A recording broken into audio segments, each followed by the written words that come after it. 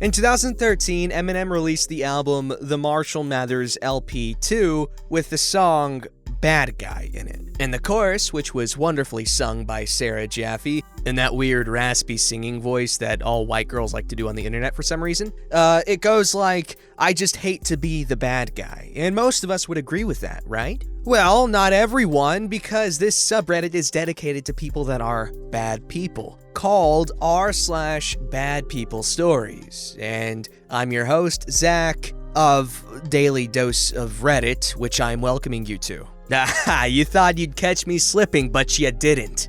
By the way, y'all should give that album a listen. It's like gotten me through some weird teenager days. Anyway, this episode's one story is called "My Neighbor Creeped on Me, Keeps Trying to Be Friends, Describes Himself as Harmless." I've been wanting to write this post for weeks. I write for a living, and this will be therapeutic for me. It's a long one. A little about me. I'm a local journalist in a mid-sized Midwestern city. I include this detail so that you know my name is well known and I have a public presence on Twitter, Facebook, etc. I am used to people knowing who I am, though of course I never expect it, and I'm always a little shocked when someone says, "I read your stuff." I generally don't mind people striking up conversations or telling me about themselves. More often than not, I ask them all about it. I moved from downtown to a sweet little place in a different part of the city. It's a two-family with a downstairs unit, mine,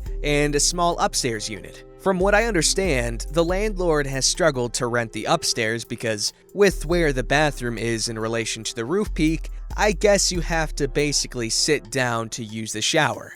It's a small apartment in general and rents for about half of what I pay. The downstairs unit, where I live, is bigger and has a 3-season room off the bedroom, and this little gem came with a miraculous lease. It's a decent price, and what's most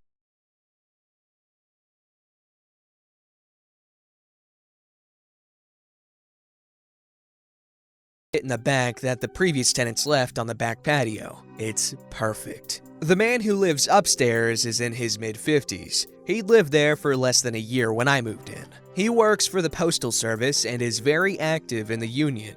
My newspaper has a strong union, so I have respect for that. He lives there alone, and within days of meeting him, he's warned me, in so many words, about the fact that he drinks a lot. In fact, the first day I met him, he told me that he left his wife in one of the Dakotas because she was sick. Their marriage was falling apart anyway, and, I quote, he didn't want to be celibate. Then he shrugged. I'm not sure how to react. He started offering me pasta sauce or dinner when he was making it. I accepted the pasta sauce once. He texted me not long after, bugging me until I returned his container. I never accepted again. And my boyfriend did not like how this guy was acting and didn't want me to engage. I respected that, and obviously by this point had gotten some creeper vibes too. He started texting me about politics and trying to start conversations. As a woman, obviously, I have my guard up basically all the time. I try to be nice, but not engage too much. He's my neighbor and we have to be cordial, after all. Plus, I'm a journalist and I have to remember everyone I meet is a potential source. He'd also asked for help getting his newspaper delivery straightened out. He was having issues with consistency and where he needed it delivered, precisely. I'm always happy to help out with that. It's kind of my job, so I did. One day, not long after, he texted me and called me "sweet meat." I can't remember the context of the conversation, but it didn't really matter. I barely knew this pot-bellied man in his 50s and not even divorced from his poor, sick wife with a gray mullet. It hadn't even been a month since I'd moved in. My friends tried to laugh off sweetmeats.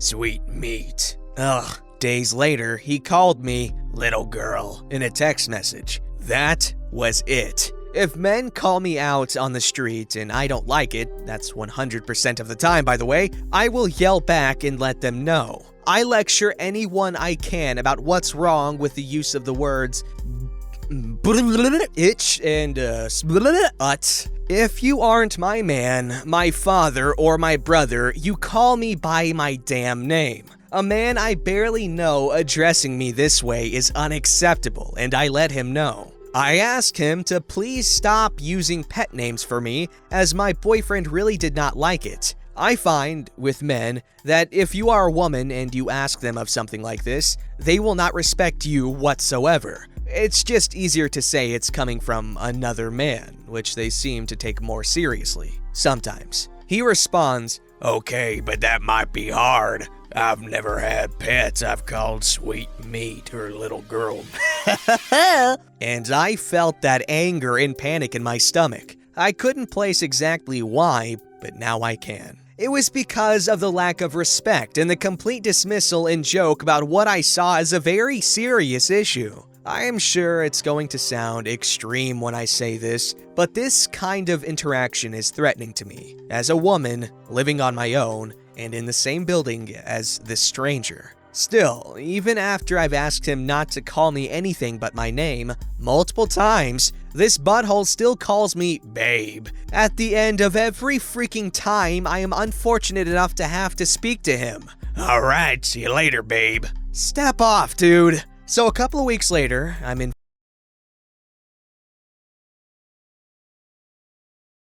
for alerting the world of where I was, but I can't resist capturing and sharing those sunsets. Anyway, he texts me and says, "You went to Florida without moi?" And I asked how he knew I was in Florida. He legit said, "Because I'm stalking you and stalkers always know where their prey is, silly." And then soon after, "No, because I follow you on Twitter." I responded coldly, "Yeah, that's creepy as frick. Not that you follow me on Twitter, but that you would text me and say that." He said something along the lines of, "I didn't mean to creep you out. I'm sorry. I've been carrying mail all day. I'm socially awkward sometimes, but I'm harmless." I think I sniped back again, and he left me alone for a while after that. For a long time, there weren't any interactions besides the occasional hello when we'd passed in the shared laundry space or basement. He had his own machines and I have mine. When I moved in, I had them arranged the way I wanted them, with the doors facing the right ways so that both could be open and I could shovel clothes in and out. He said he needed to move them a little bit so he wouldn't stumble over them when he's drunk. I said fine, and if you're going to do that, could you go ahead and fasten the screws that attach the washer to its bottom stand and drawer? He said he would. If he was going to be a pain in the ass about this, I might as well get something out of the deal. I also had my dryer on a pallet in case it flooded, and he said I didn't need it, so he took it off the pallet. He didn't even ask if it was okay, just made the decision without me. He hunts, and his hunting gear is strewn all over his part of the basement. He asked me if he could use the garage for hanging meat, and at first I said sure, but then I tried to go in the garage once, and the door wouldn't open. I tried to reach around to move what was blocking it, but I could barely fit my hand and arm in the space that did open. I texted him asking why I couldn't get in the garage, also for my use only, per the lease. He said there are critters who get in there, sometimes. A couple of weeks later, when I told him, sorry, you can no longer use the garage, it's getting to be winter and I need to park my car in there, he removed the obstacle. I said, I hope you found somewhere to store what you got from hunting, and he said, I never put anything in there. I didn't ask, because I end these conversations as quickly as possible. But then why were you concerned, apparently, about critters getting to whatever you had in there? I think he was parking his stupid, big-ass truck in there. He has this massive black pickup that he never drives and leaves it parked out in front all day and all night. Best part is, he's always talking about how broke he is and says people are always trying to steal the truck. Makes sense to keep it, right? A couple of months ago, he started having a lady friend over. One time, she was having a terrible case of insomnia and stood in our shared stairwell sobbing about it loudly. I tweeted about it, neighbor saw the tweet and sent a sorry text message, which is 1, insincere, and 2, he's not sorry. When I first moved in, he'd said something about, "Hope I'm not too loud for you," so he knows he's freaking loud. They would have loud sex and I heard whips. It would be at midnight sometimes. I eventually let him know I'd had it. I wasn't nice in my text messages about it. I even threatened to call the police, which I would probably never actually do. But his response made me hate him to his core. "Go ahead, they'll probably laugh. Might even be some of my friends that show up." Ah, yes. Nothing like a dip dookie old white man being a dip dookie old white man and using the "cops are my friends" line. He ended up calling me a B-word too and said, "Oops, I bet your boyfriend doesn't like that either." I said, "No, man. I am a baseball pitcher. I wear that label proudly." Also, people get baseball pitchy when they don't get sleep. I also told him I didn't want to be a jerk about it and mention it, but since he was being a jerk, I felt free. His CPAP machine is freaking loud and terrible, and I had not said anything because he obviously needs it. He coughs and wheezes loudly all the time. He plays his TV too loud. I let him know about all of it. His tone changed. He apologized. 2 texts later, he said, "I'm not a butthole." Actual LOL. Actual LOL, guy. Now it's spring. The raised garden bed is my sanctuary, especially because I'm sick and tired of covering the virus as a reporter. I'll take murder and mayhem back any day. I used to volunteer on an organic farm in Florida and couldn't wait to find a space like this in my current city, where I can garden and get away from everything. It's remarkable. The man always has a load of trash to take out whenever I have work to do. One time, I'm up on my porch, standing next to the giant roll of chicken wire I just bought, and he says, "Squirrels!" And I said, "What about them?" And he said, "They're thieves whenever you start getting fruit." I said, without expression and in a flat, uninterested tone, "Oh yeah, I bought some fencing." I gestured to what was next to me. He said, "Oh," gave a pissed off look and walked away. I'm sure he was expecting a big smile and a, "Gee, thank you for the wonderful advice, neighbor." The other day, I'm out there working, and he stops to chat. Of course, he asks me what I'm planting. I say nothing, really, yet. He gestures around to all of my potted plants. I say, "Oh."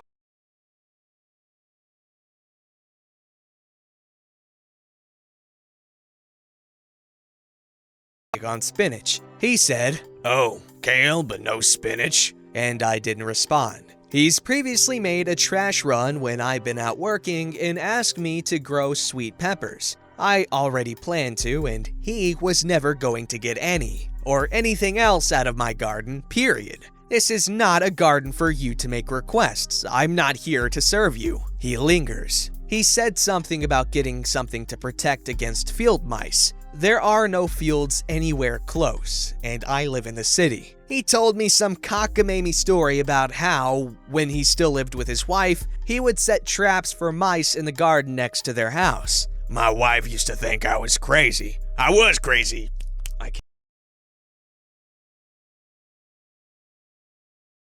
And he was hurting mice. I just sort of nodded. He took his trash out and came back. By then, I was working on building a scarecrow of sorts out of 2 sticks and some old clothes. He asked me what I was making. "A scarecrow," I said. He stood there for a few more seconds as I wrapped garden twine around the 2 sticks. After not long, I looked up and asked, "Can I help you with something?" He said, No, I'm just looking. Just watching, just so I know." Like, what? What the heck? About 10 minutes later, he came out and asked if he could use the fire pit some mornings. I asked, "For?" He said, "To make a fire." I said, "No, I'd rather it just be me using this space." He said, "I'm sorry," and gave me this mean man look that I'm sure was supposed to intimidate me.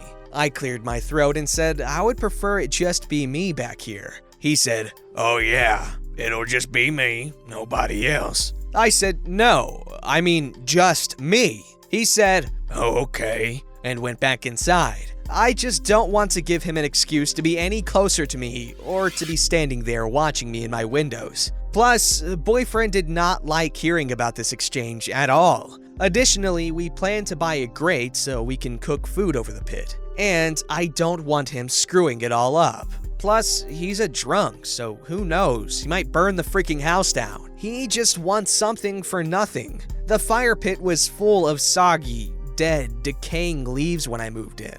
It's only usable for fires because I cleaned it out. The back patio and yard is only nice to hang out in because of all the weeding and landscaping I've done. I'm sure some of you read this and wonder why I chose to live here if this person lives here. The place is exactly what I wanted, for one, and I'm probably going to try to buy it. For two, I didn't meet this person before I moved in. Yes, that was a mistake, and I know it now. I'll also probably never live in a shared living space after this, and that was more or less the plan anyway. So that lesson is learned as well. I accept responsibility for all of these things, but I still maintain this. I should be able to just live my freaking life. I should be able to move into whatever property I want and live a life where nobody freaking bothers me. Why does this happen? Why is it this way? Why is it much better than it used to be when it comes to men creeping women? But I still feel creeped out in my own home.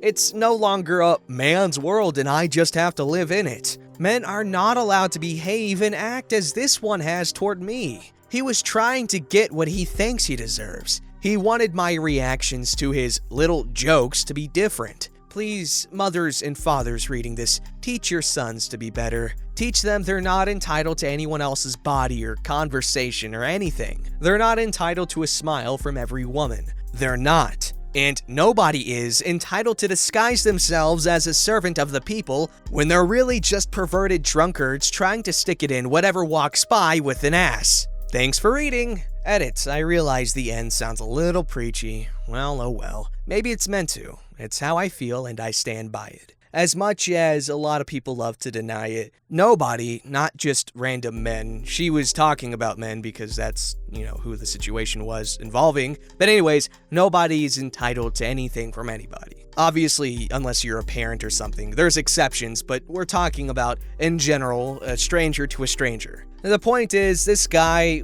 even if you don't think his behavior was that weird, it was obviously making his neighbor very uncomfortable, and she told him multiple times, so that should have been taken seriously. And those who may be offended by what she wrote about old white men, because I know there's gonna be someone in the comments below, she's not talking about all old white men, she's not targeting old white men.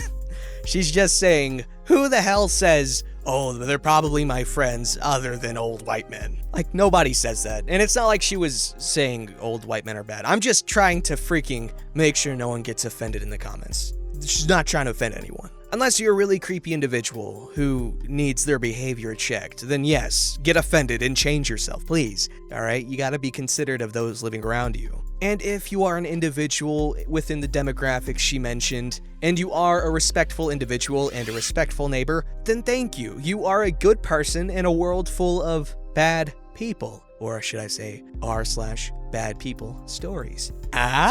Don't forget to like, subscribe, and hit that bell to never miss an episode.